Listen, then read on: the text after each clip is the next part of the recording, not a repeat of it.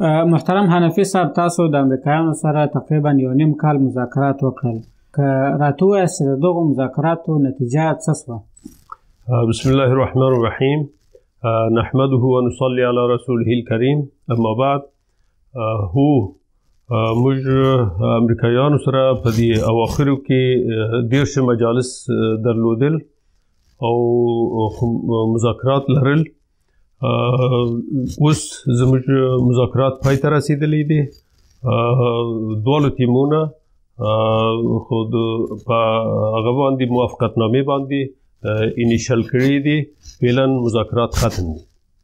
محترم حنفي صاحب، راته ویلی سئ چې ستاسو او د امریکایانو ترمنځ به د هوکړه لاسلیک مراسم کله ترسره سي؟ دواړو طرفینو په دې باندې توافق کړی ده. د موافقتنامې دغه میاشتې تر اخیره پورې لاسلیک شي. د موافقتنامې تر لاسلیکېدو مخکې اجراءات څه دي؟ د دواړو طرفینو ژمنه کړې ده د لاسلیک څخه مخکې باید مناسب فضا رامنځته سي. د هوکړلیک د لاسلیکېدو په اړه که راته ووایاست چې دا به څرنګه او چیرې ترسره کېږي؟ کله انشاءالله دا موافقتنامې لاسلیک شي، په دغه مراسمو کې د افغانستان ټول ګاونډیان، امنیت شورا ممبرز او د اسلامي ملکونه، اروپایي ملکونه، کوم نور ملکونه چې افغانستان په قضیه د سولې په موضوع کې دخیل دي، او همدارنګه ځینې سازمانونه لکه ملل متحد، OIC، اتحادیه اروپا، ټول د شاهدانو په حیث په دغه مراسمو کې دعوت سي.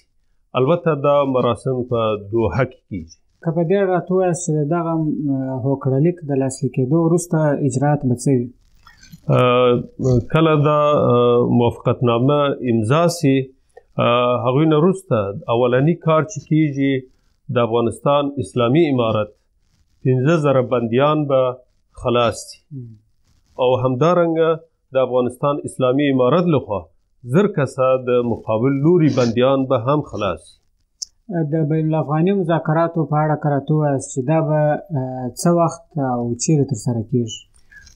کله د افغانستان اسلامي امارت 15,000 بندیانو خلاصېدلو پروسه کامیابي سره ترسره سي، هغوی نه وروسته به بین الافغاني مذاکرات شروع کېږي.